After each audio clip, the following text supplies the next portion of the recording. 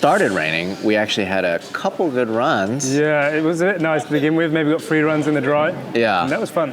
No, it was cool. It was actually a pleasure to chase you. I was in the BMW. Yeah, you did. That was a pleasant surprise.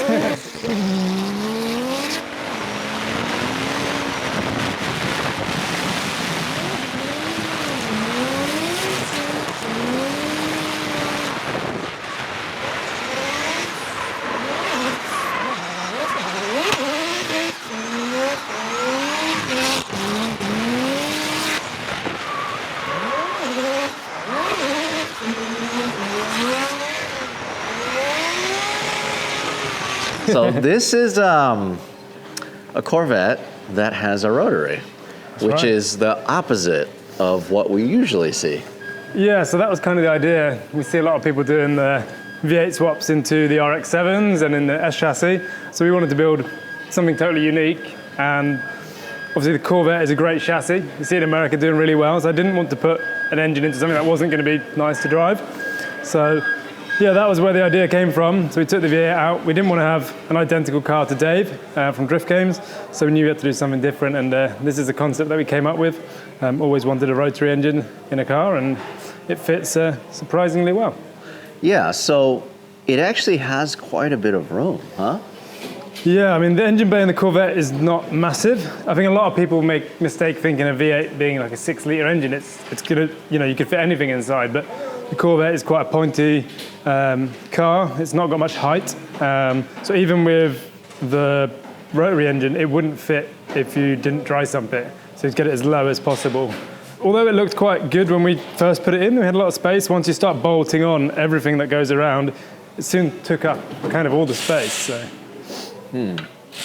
This turbo is massive. Yeah, the rotaries do like the big turbos. And so in this setup, if this was NA, yeah, how much power would it make? Free rotor NA is probably about 500 horsepower at NA. And this one with turbo at the moment, we're running at 1 bar of boost, it's making 700. The issue why we can't run more boost at the moment is we're struggling with intake temps. With the setup we've got here, it's just not quite working, so we need to kind of have a bit more of a play with that. I think with drifting, going sideways, not getting the airflow, it's not perfect. So at 1 bar of boost, 700 horsepower, it's enough, but certainly good for a few hundred more. Yeah, and you mentioned, the front end is pretty pointy. Yeah. It's always kind of a challenge to get air into the Corvette chassis. Yeah. And is this, who makes this HGK? Yes, it's a HGK supplied. So it's a exact mold of a Z06 wide body, like the standard kit. So they're pretty wide as standard, so I don't think they've done anything to it. Right, so it's not actually, the opening is not big. No, it's exactly the same. They haven't, unlike other body kits where they, modify or extend pieces, this is a direct replica of a standard front end. And of course, probably I could have cut holes and things like this, but it starts to take away the look of the Corvette. Right, this is clearly still a Corvette. This is Kevlar? Yeah, carbon Kevlar. Oh. Yeah. So 750? 700 at the wheels, that's about 750 brake horsepower, 800 or somewhere like that, depending what they tell you. But it's fast, and it should be good for 900, easy at, higher boost. This exit is so crazy. Yeah, so we built this car really quickly, and there were some things that we had to do, like get the exhaust out here. We could have, we'll probably have to go underneath the car at some point, but it's extremely tight down there. So this was a good solution for the time being. I love that. Hot AF. Yeah, you shoot some flames when it's hot. Yeah.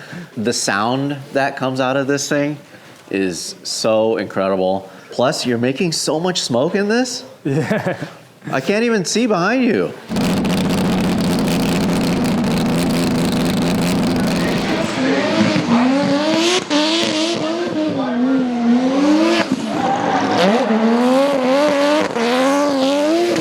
Because all of the room has been taken up in terms of the front for the intercooler. Do you want to see the back? Yeah, so this is all a rear radiator setup? Yes, George, one of the guys who helped me build this car, Hi. It's George. You can wiggle this up. Whoa, what a setup. So it's pretty simple setup. We've got the radium fuel tank with a swell part and everything in the tank, so that just connects up. Then we've got the radiator in the back, which does a great job of keeping the coolant temps low. You haven't got the problem with the airflow from the front when you put it in the back with the big fans. We've got the winter quick change at the bottom, similar standard drift type setup. Standard, these Corvettes have a transaxle with a gearbox attached to the differential. There's quite a lot of people now in America doing this kind of swap where you put the gearbox in the front for serviceability and cost as well. I think if you have them separate, you're unlikely to break both at the same time as well. Yeah, so the gearbox is moved up front now. Yeah. So that was probably the biggest challenge with this car, because the tunnel is designed just for a torque tube. It's not the width that you'd normally have with the big bell housing and the gearbox.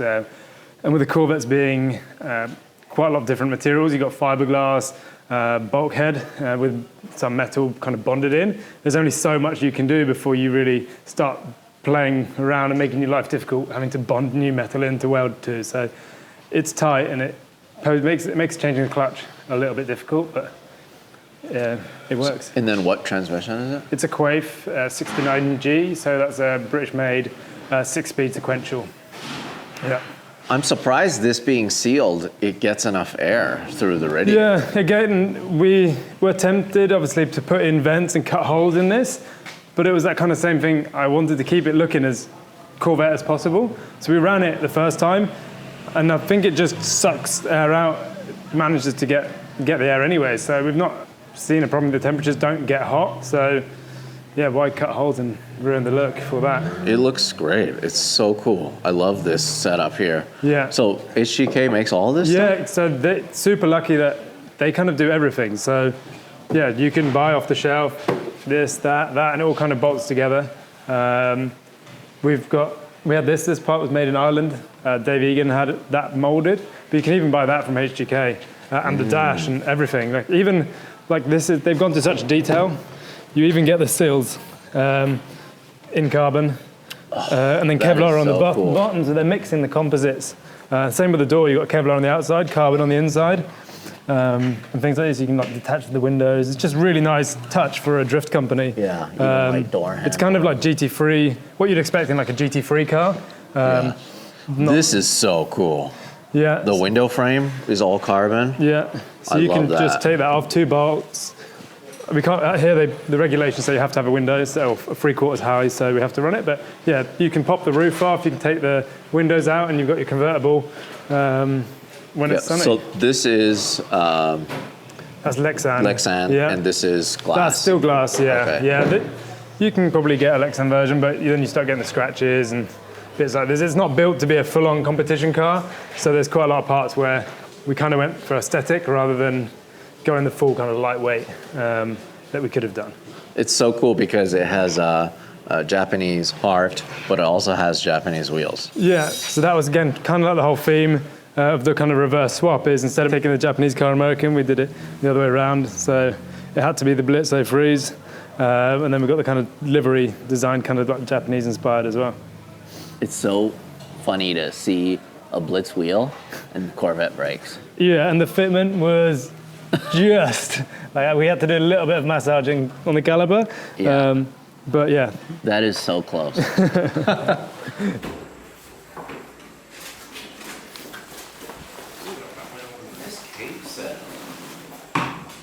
Look at this cage setup.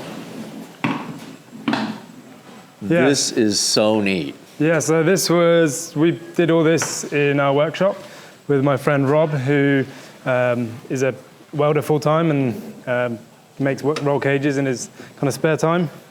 So it's all fully TIG welded, all bent in-house by Rob and George. Did you have to actually expand this tunnel? Yeah, so you can see where we cut it here to make it a little bit taller. Because of the normal setup, you've only got the torque tube and the exhaust sit below that. So that was about as high as we could get before at the front it started hitting the composites. We cut up as much as we could, and then, we got that in there. Besides the one that Rob Dahm did, are there any other Corvettes with rotary swaps? Not that I'm aware of. So yeah, Rob has a C5 with a 2-rotor. It's a street car. And this is the only rotary C6 or rotary Corvette outside of that, as far as I'm aware. Apart from, there was a Corvette and Chevrolet were making a rotary Corvette. There's a prototype in the museum. But due to the emissions and things like that, they cut that project. But I think that was in the 60s. Yeah, the cage work is incredible. I just can't believe how tight it is. Yeah, there's not a lot of space inside of this car, so we had to make it as tight as we could, especially the headroom. That probably the time, spent the most time just making sure that tucked as close as possible. This is so cool. I love that. Amazing.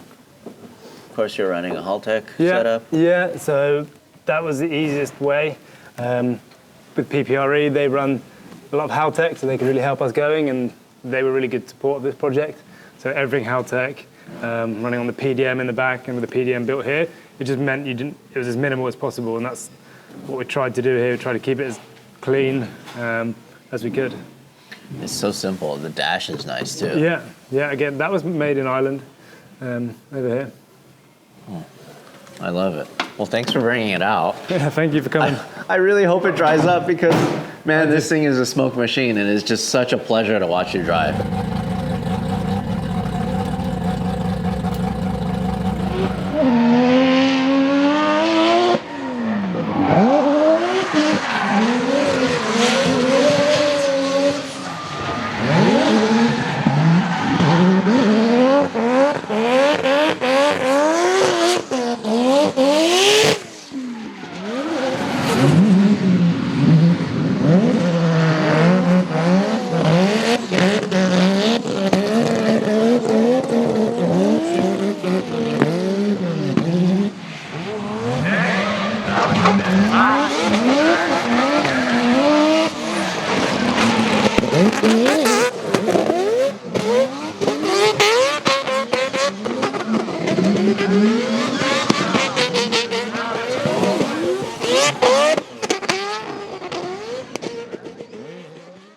Hey, thanks for watching. If you want to support us directly, go to larrychenprints.com. I print and sign every single one of these. This is the perfect gift, or it's the perfect piece of art for your wall.